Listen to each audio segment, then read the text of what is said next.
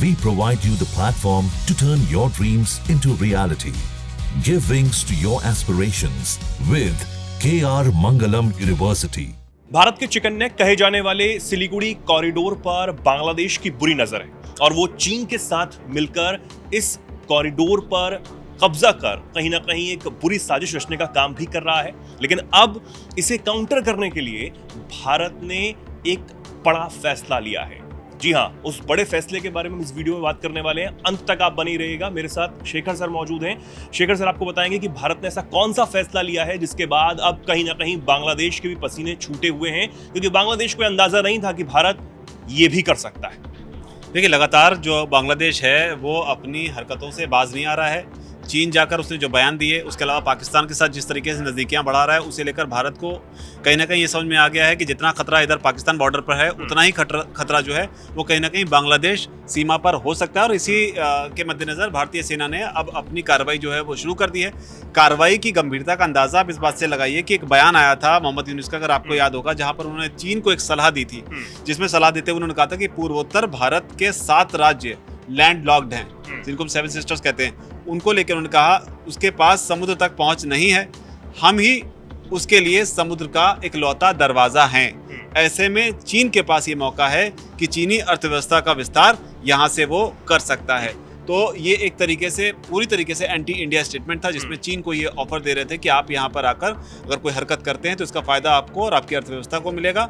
और उसके लिए बांग्लादेश ने कहीं ना कहीं अपने बयान से चीन के सामने ये पेशकश कर दी थी कि यहाँ पर समुद्री रास्ता जो है वो हमारा है। तो ये एक बयान था जिसने बता दिया था कि इनके जो इरादे हैं मोहम्मद यूनुस के वो क्या हैं। तो इस बयान के बाद कहीं से कोई डाउट रह नहीं जाना चाहिए। हालांकि प्रधानमंत्री मोदी से उसके बाद उनकी मुलाकात भी हुई थी। मुलाकात के बाद में प्रधानमंत्री मोदी की तरफ से एक तरह से ये नसीहत भी दी गई थी कि बेवजह की बयानबाजी करने से बचना चाहिए बांग्लादेश को। लेकिन जो बड़ी अपडेट आई है उसमें उसके पीछे का जो बड़ा कारण है वो ये है कि हाल ही में बांग्लादेश की सीमा पर टर्किश ड्रोन TB2 जो हैं उनके देखे जाने की खबरें आई थी। उसके अलावा जानकारी ये भी आ रही कि JF-17 थंडर फाइटर जेट जो हैं उसे खरीदने का प्लान भी बांग्लादेश बना रहा है। और इसके अलावा जो है जो ISI है उसकी भी, उसके जो खुफिया एजेंसी के जो एजेंट्स हैं उनकी मौजूदगी भी ढाका में देखी गई है। तो ये 3 बड़े कारण हैं जिसकी वजह से माना जा रहा है कि एक तरफ पाकिस्तान अगर खतरनाक इरादे के साथ में भारत के साथ बैठा हुआ है, तो दूसरी तरफ बांग्लादेश भी धीरे धीरे ही सही कुछ ना कुछ कर रहा है। और क्यों कर रहा है उसके पीछे की वजह जो है अभी थोड़ी देर पहले उनकी एक बैठक को लेकर खबर आई थी, जिसमें उन्होंने साफ तौर पर मोदी जी ने कहा था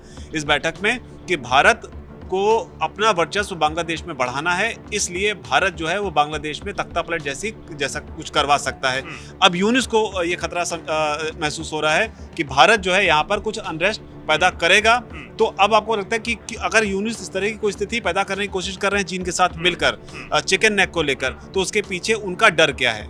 और इसे ही लेकर जो रिपोर्ट आ रही है उसके मुताबिक S-400 की तैनाती जो है वो सिलीगुड़ी कॉरिडोर में की गई है। कॉरिडोर कितना बड़ा है उसके बारे में जानकारी वो है करीब 20 से 22 किलोमीटर का ये चौड़ा रास्ता है जिसे आप चिकन नेक कहते हैं। उसमें बताया जा रहा है कि S-400 ट्राइब जो मिसाइल सिस्टम है उसे तैनात किया गया है।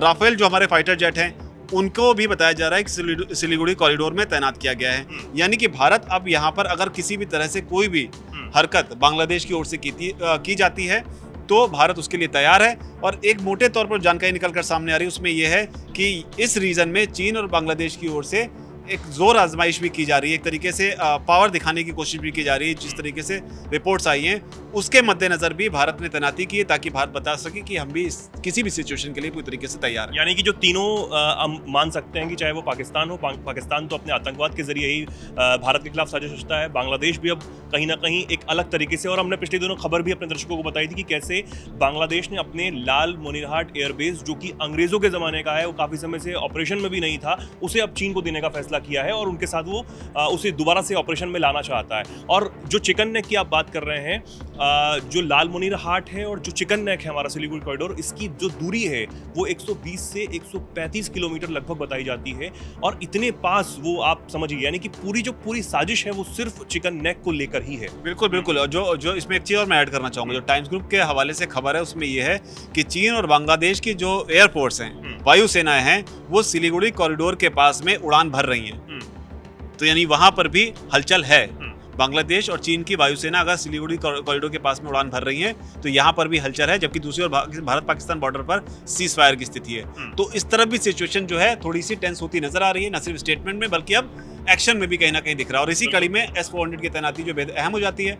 और S-400 का जो जलवा था वो भारत पाकिस्तान के बीच जब तनाव की स्थिति पैदा हुई थी तब दुनिया देख चुकी है, जिसे लेकर पुतिन ने भी स्टेटमेंट दिया कि जो सटीकता थी वो बेजोड़ थी। बिल्कुल बेजोड़ थी। तो रूसी ये हथियार S-400 जो हमने देखा भी कि किस तरीके से पाकिस्तान को उसके नापाक इरादों को किस तरीके से कुचलने का काम S-400 ने किया पिछले दिनों, और अब जो बांग्लादेश के ड्रोन्स सीमा पर देखे जा रहे हैं उसके लिए भी अब S-400 को तैनात कर दिया गया है, राफेल को तैनात कर दिया गया है। ये बहुत बुरी खबर है बांग्लादेश के लिए एक तरीके से देखा जाए। और अगर मैं आखिर में ये बता दूं कि चिकन नेक हमारे लिए कितना इंपॉर्टेंट है, तो उसको अब देखिए कि सर ने जैसे बताया कि 20 से 22 किलोमीटर का ये एरिया, और लाल मोनीर हाट जो उनका एयरबेस है उससे 120 से 135 किलोमीटर की दूरी पर, और उसके बाद ये एकमात्र ऐसा ज़मीनी रास्ता है जो कि हमारे 7 राज्य हैं पूर्वोत्तर के, उनको बाकी देश के राज्यों से जोड़ता है, और एक मात्र ज़मीनी रास्ता जिसके ज़रिए सैन्य मदद वहाँ पर जा सकती है, वहाँ पर जो मेडिकल फैसिलिटीज़ हैं वो जाती हैं, और तमाम जो ज़रूरी चीज़ें हैं वो उसके ज़रिए ज़मीनी रास्ते के ज़रिए जाती हैं। तो ये बेहद इंपॉर्टेंट हो जाता है, यानी कि अगर इस पर ख़तरा आता है